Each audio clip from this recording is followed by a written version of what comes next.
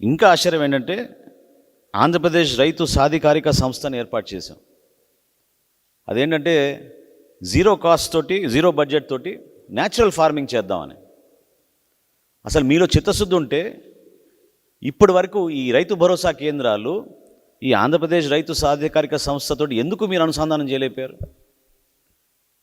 ఎక్కడైనా ఈరోజు ప్రపంచంలోనే ఆర్గానిక్ ఫార్మింగ్కి ఉన్న విలువ, రైతు కష్టపడి పండించే ఆ ధర చాలా అధికంగా వస్తుంది. కానీ మీరు ఏం ప్రోత్సహించారు, ఏం చేశారు? అక్కడ ఈ రైతు భరోసా కేంద్రాలపైన ఒక స్టడీ చేశారు. అంటే వాస్తవాలు ఏంటి, రైతు భరోసా కేంద్రాల వలన ఈరోజు వాస్తవం ఏంటి క్షేత్రస్థాయిలో? తెనాలి ఇక్కడ సచివాలయానికి ఎంత దూరం ఉందండి? 30 కిలోమీటర్లు.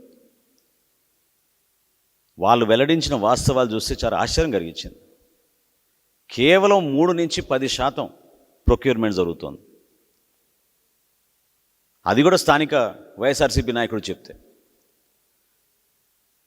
అసలు ఈ వ్యవస్థని వీళ్ళు ఏదైతే మార్పు కోసం తీసుకొచ్చాం, అద్భుతంగా జరిగిపోతుందని చెప్పారో, నీతి ఆయోగ్ లాంటి సంస్థ కూడా ఇది చాలా బాగుంది ఆంధ్రప్రదేశ్లో చేసేది, దీన్ని మనం వేరే రాష్ట్రాలు కూడా తీసుకెళ్లాలని సర్టిఫికేట్ ఇచ్చారు. మరి వాళ్ళు ఏ కారణాలతో సర్టిఫికేట్ ఇచ్చారు, వాళ్ళు ఎక్కడ పర్యటించారు, అది వాళ్ళకే తెలియాలి. అంటే అసలు అదేవిధంగా గురువారెడ్డి గారు ఇచ్చిందే కాకుండా ఎన్జీ రంగా అగ్రికల్చర్ యూనివర్సిటీ నుంచి కూడా వాళ్ళు తూర్పుగోదావరి జిల్లాలో వాళ్ళు పర్యటించి అసలు దీనివలన రైతులకి ఏ విధంగా ఉపయోగపడుతుందా లేదా అనేది నాగేంద్రబాబు గారు, వేణుప్రసాద్ గారు, వెంకటరామయ్య గారు, ఉషా గారు, శర్మ గారు వీళ్ళు పర్యటించి వీళ్ళు కూడా ఒక రిపోర్ట్ తయారు చేశారు. అందులో ఒక టేబుల్ నేను మీకు చూపిస్తున్నాను.